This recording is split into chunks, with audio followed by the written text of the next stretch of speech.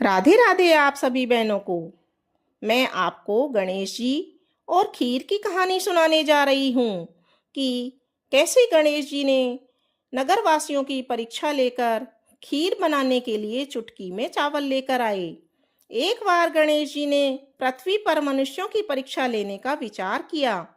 वे अपना रूप बदलकर पृथ्वी पर भ्रमण करने लगे। उन्होंने एक बालक का रूप बना लिया। एक हाथ में एक चम्मच में दूध ले लिया और दूसरे हाथ में एक चुटकी चावल ले लिए और गली गली घूमने लगे। साथ ही साथ आवाज लगाते चल रहे थे, कोई मेरे लिए खीर बना दो, कोई मेरे लिए खीर बना दो।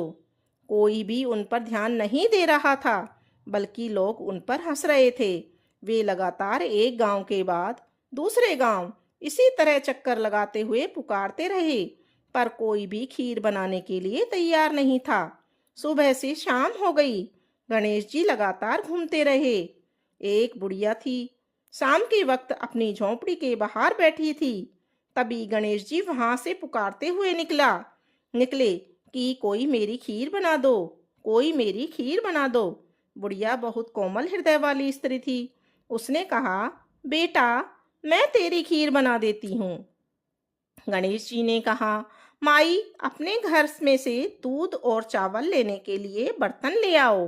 बुढ़िया एक कटोरी लेकर जब झोंपड़ी के बाहर आई तो गणेश जी ने कहा, अपने घर का सबसे बड़ा बर्तन लेकर आओ। बुढ़िया को थोड़ी झुंझलाहट हुई, पर उसने कहा, चलो बच्चे का मन रख लेती हूँ, और अंदर जाकर अपने घर का सबसे बड़ा पतीला लेकर बाहर आई। गणेश जी ने चम्मच में से दूध पतीले में उड़ेलना शुरू किया। तब बुढ़िया के आश्चर्य का ठिकाना नहीं रहा जब उसने देखा दूध से पूरा पतीला भर गया है। एक के बाद एक बर्तन वह झोंपड़ी के बाद लाती गई और उसमें गणेश जी दूध भरते गए। इस तरह से घर के सारे बर्तन दूध से लबालब भर गए। गणेश जी भगवान ने बुढ़िया से कहा, मैं स्नान करके आता हूँ, तब तक तुम खीर बना लो, मैं वापस आकर खाऊंगा। बुढ़िया ने पूछा, मैं इतनी सारी खीर का क्या करूंगी? तो इस पर गणेश जी बोले, सारे गांव को दावत दे दो। बुढ़िया ने बड़े प्यार से मन लगाकर खीर बनाई। खीर की भीनी भीनी मीठी मीठी खुशबू चारों दिशाओं में फैल गई। खीर बनाने के बाद वह हर घर में जाकर खीर खाने का न्योता देने लगी। लोग उस पर हंस रहे थे। बुढ़िया के घर में खाने को दाना नहीं और सारे गांव को खीर खाने की दावत दे रही है।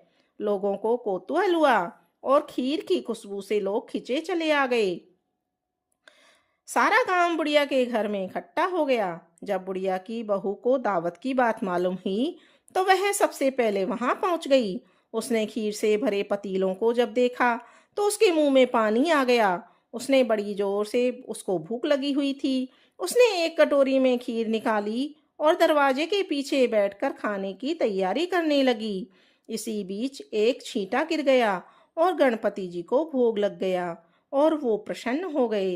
अब पूरे गांव को खाने की दावत देकर बुढ़िया वापस अपने घर आई तो उसने देखा बालक वापस आ गया था। बुढ़िया ने कहा, बेटा, खीर तैयार है, भोग लगा लो। गणपति जी बोले, माँ, भोग तो लग चुका है, मेरा पेट पूरी तरह से भर गया है, मैं तृप्त हूँ। अब तू खा, अपने परिवार गांव वालों को खिला। बुढ़िया ने कहा, यह तो बहुत ज्यादा है, सबका पेट भर जाएगा, इसके बाद भी यह बच जाएगी।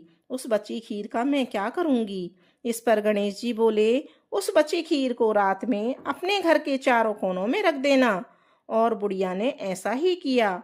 जब सारा गांव जी भरकर खा चुका तब ढेर सारी खीर बच गई। उसने उसके पात्रों को अपने घर के चारों तरफ रख दिया।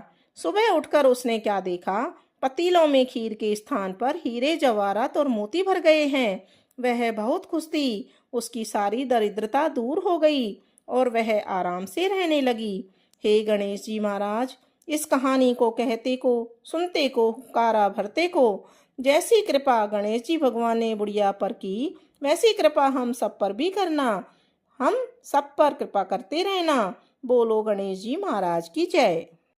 राधे राधे आप सभी को। मैं आज आपको शरद पूर्णिमा की कथा सुनाने जा रही हूँ। यह एक पौराणिक कथा है और शरद पूर्णिमा के दिन इसे जरूर सुनना चाहिए। पूर्णिमा के व्रत का सनातन धर्म में बहुत ही महत्व है। हर महीने में पड़ने वाली पूर्णिमा तिथि पर व्रत करने से भगवान विष्णु और माँ लक्ष्मी की विशेष कृपा प्राप्त होती है। इस कहानी में माँ लक्ष्मी और श्री हरि की इस कृपा को प्राप्त करने के लिए एक साहूकार की दोनों बेटियां हर पूर्णिमा को व्रत किया करती थी। इन दोनों बेटियों में बड़ी बेटी पूर्णिमा का व्रत पूरे विधि विधान से होता था और पूरा व्रत करती थी। वहीं छोटी बेटी व्रत तो करती थी लेकिन नियमों को आडंबर मानकर उनको अनदेखा करती थी। विवाह योग्य होने पर साहूकार ने अपनी दोनों बेटियों का विवाह कर दिया। बड़ी बेटी के घर समय पर स्वस्थ संतान का जन्म हुआ। संतान का जन्म छोटी बेटी के घर भी हुआ, लेकिन उसकी संतान पैदा होते ही दम तोड़ देती थी। 2-3 बार ऐसा होने पर उसने एक ब्राह्मण को बुलाकर अपनी व्यथा कही और धार्मिक उपाय पूछा। उसकी सारी बात सुनकर और कुछ प्रश्न पूछने के बाद ब्राह्मण ने उनसे कहा, तुम पूर्णिमा का अधूरा व्रत करती हो, इस कारण तुम्हारा व्रत फलित नहीं होता है और तुम्हें अधूरे व्रत का दोष लगता है। ब्राह्मण की बात सुनकर छोटी बेटी ने